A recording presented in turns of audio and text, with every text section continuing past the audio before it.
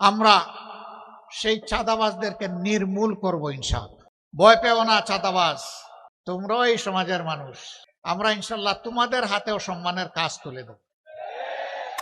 সারা বাংলাদেশকে উত্তরবঙ্গ ধান চাল সরবরাহ করে, গম সরবরাহ করে, ভুট্টা সরবরাহ করে, আম জাম সরবরাহ করে, লিচু সরবরাহ করে, পেয়ারা কুল সরবরাহ করে। এক কথায় বলতে গেলে বাংলাদেশের এটি হচ্ছে খাদ্যের একটি ভান্ডার। কিন্তু আফসোস, কৃষক তো উৎপাদিত মূল্যের সঠিক মূল্য পায় না। পণ্যের মূল্য কেন পায় না জানেন?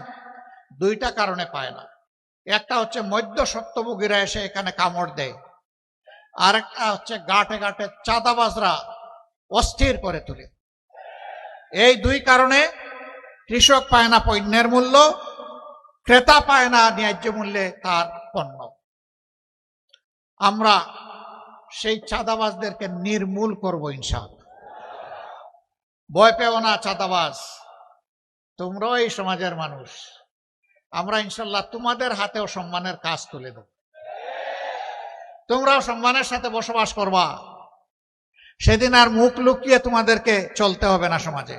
তোমাদের মা বাপকে কেউ চাঁদাবাজের মা বাপ আর বলবে না। তোমার স্ত্রীকে কেউ চাঁদাবাজের স্ত্রী বলে খুঁটা দেবে না।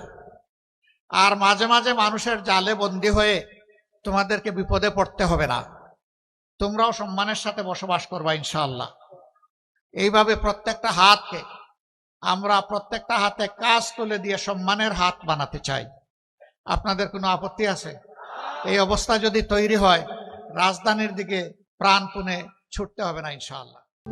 প্রবাসীদের জন্য নির্মাণ হচ্ছে দেশের প্রথম স্মার্ট সিটি, যেখানে থাকছে স্কুল, মসজিদ, হাসপাতাল, সুইমিং পুল, হেলিপ্যাড, পাঠাগার, জিম, সুপারমার্কেট, শিশু পার্ক সহ সকল নাগরিক সুবিধা।